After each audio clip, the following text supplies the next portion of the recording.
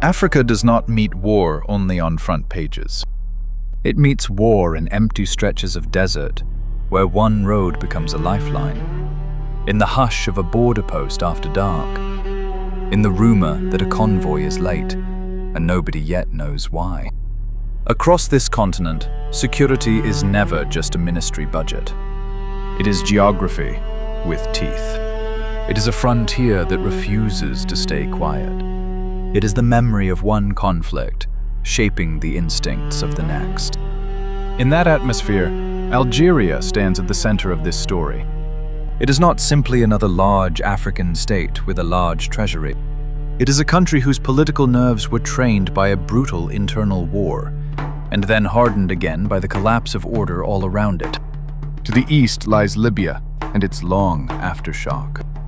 To the south stretch the Sahara and the unstable belt of the Sahel.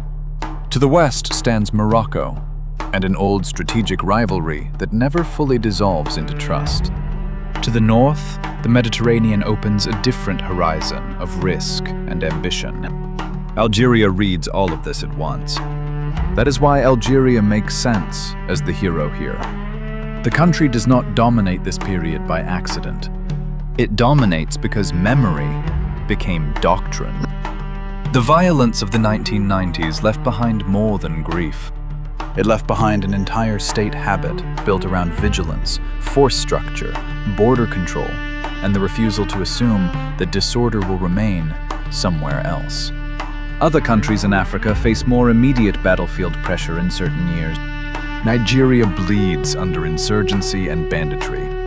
Egypt carries the weight of an entrenched military establishment. Morocco builds with discipline and strategic patience. South Africa still has industrial depth and institutional reach.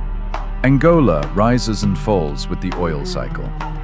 Yet Algeria keeps returning to the top because it treats hard power not as an emergency response, but as a permanent condition of survival.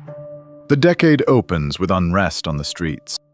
Prices, housing, youth anger, and the unfinished business of political frustration all begin to boil. The protests do not become a revolution, but they leave a mark. They remind the ruling system that force alone cannot erase pressure. Then the state of emergency that had shadowed the country for nearly 2 decades is lifted. On paper, that looks like a release of tension. In practice, it feels more like a recalibration. Algeria is not stepping out of a security mindset. It is adjusting the form of it, while the region grows more dangerous by the month. Soon, the wider landscape begins to break apart. Libya falls into chaos. Mali slides toward collapse. Smuggling routes, armed networks, and ideological currents spread across the desert with frightening speed. Algeria watches the map and sees not distant crises, but moving pressure. Its southern frontier is enormous. Distance itself becomes a military problem.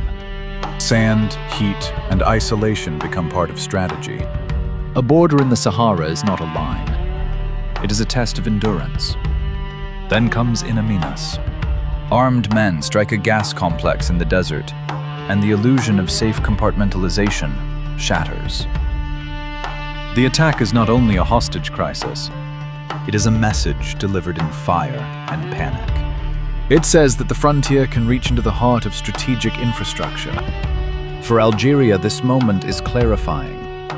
Energy wealth is not a cushion if critical sites can be hit. The state responds with the severity of a country that has already learned what hesitation can cost.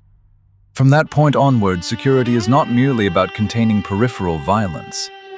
It becomes inseparable from protecting the economic arteries that sustain national power itself. This is the deeper drama of Algeria's rise in cumulative military expenditure. Yearly spending can look like a policy choice. Cumulative spending reveals something colder. It reveals strategic habit. It shows where a government has been placing its fear, its discipline, and its expectations of the future for a very long time. Algeria accumulates because it keeps assuming the storm has not ended. And looking at the region, that assumption is hard to call irrational. Abdelaziz Bouteflika wins another presidential term. But continuity at the top does not mean calm beneath the surface. The regime keeps trying to preserve order, while the region sends wave after wave of warning. Fighters move through the Sahel. Libya remains fractured. Tunisia feels the pressure of regional terrorism. Mali needs diplomacy strong enough to keep collapse from becoming permanent. Algeria steps into that diplomatic role with the Algiers Accord, trying to shape peace in Mali, while still guarding itself against the possibility that peace may fail. This dual posture tells us a great deal about Algerian strategy. It does not choose between mediation and force. It wants both. It talks because the frontier matters. It arms because the talks may not hold. That balance also separates Algeria from some of its main African peers. Egypt thinks in terms of mass, status, and regional military centrality. Morocco thinks in terms of discipline, continuity, and rivalry. Nigeria thinks in terms of internal pressure and operational urgency. South Africa thinks through the inheritance of industrial capability and institutional complexity. Angola carries the memory of civil war and the leverage of hydrocarbons. Algeria combines pieces of all of these instincts, while adding one more element of its own.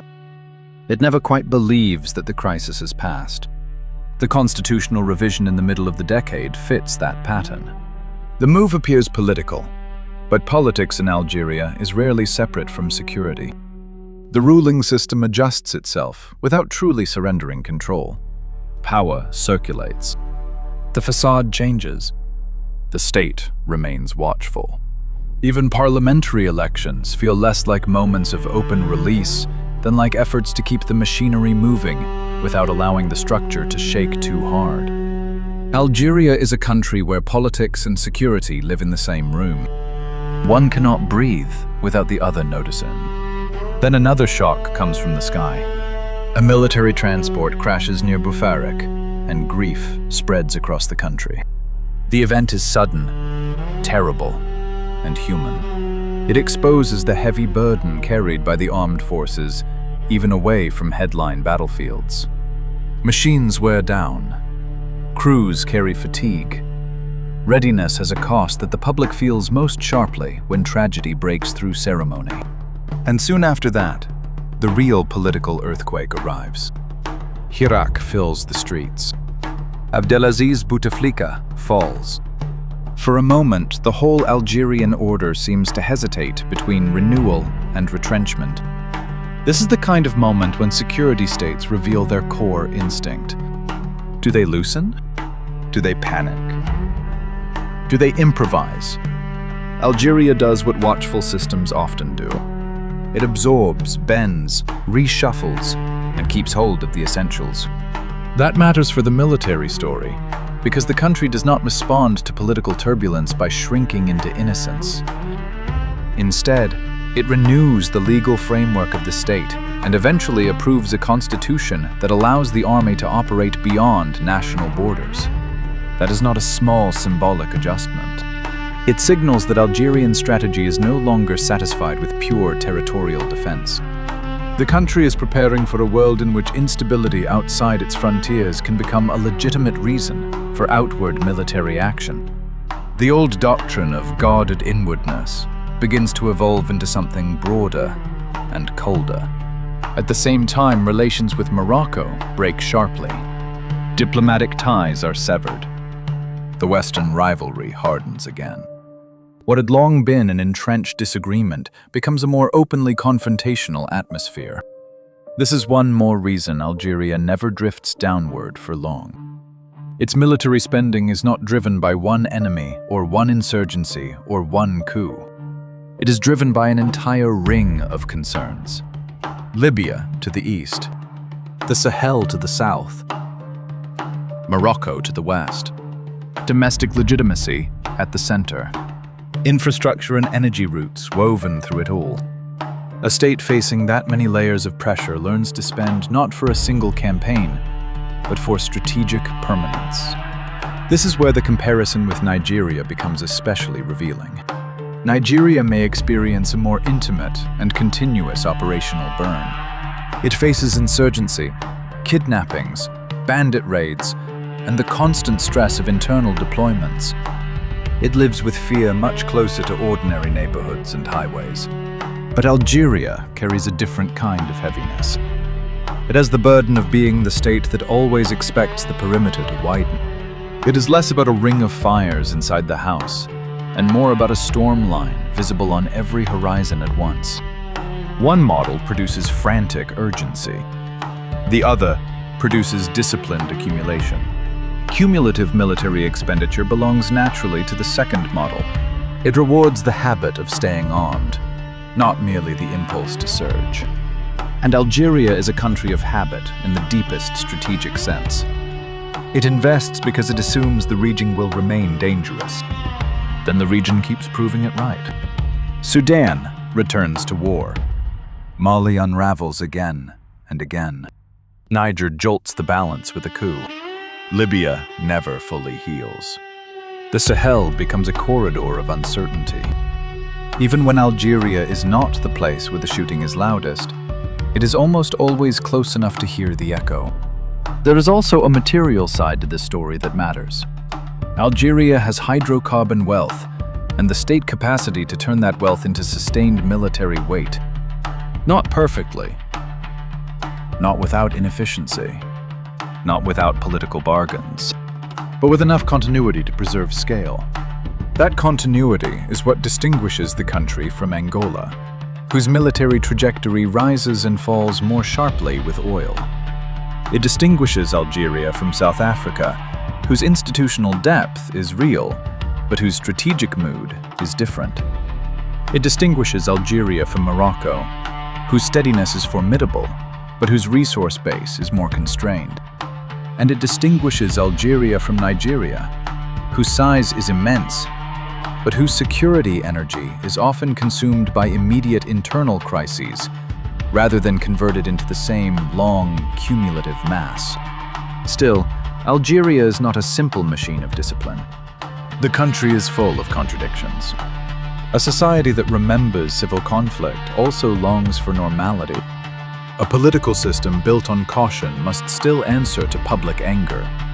A state that wants strategic autonomy must still navigate dependence on energy income and shifting foreign partnerships. These contradictions give the story its tension. Algeria spends like a sentinel, yet it governs a population that does not want to live forever in the emotional posture of siege. It pursues prestige, but always with the fear that prestige can be punctured by one successful attack or one wave of unrest.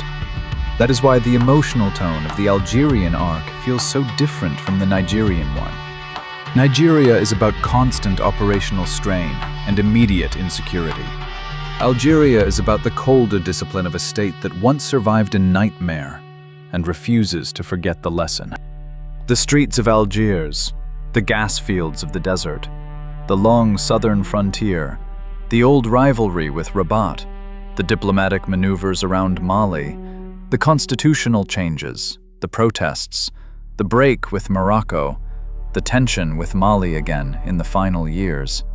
All of it belongs to one pattern. Algeria keeps trying to ensure that chaos never arrives faster than the state can answer it. By the end of the period, the picture is unmistakable. Africa has not entered a gentle era. It has entered a harsher arithmetic. Distance matters. Border control matters. Intelligence matters. Industrial maintenance matters. Political legitimacy matters. Energy infrastructure matters. And perhaps above all, memory matters. States that remember violence closely tend to budget differently from states that still think peace is the default. Algeria remembers. That memory sits quietly underneath every year of expenditure and slowly turns annual decisions into continental weight. So when we place Algeria at the center of this African chronicle, we are not only choosing the country that stands highest in the cumulative story, we are choosing the country whose military posture best captures the logic of the era.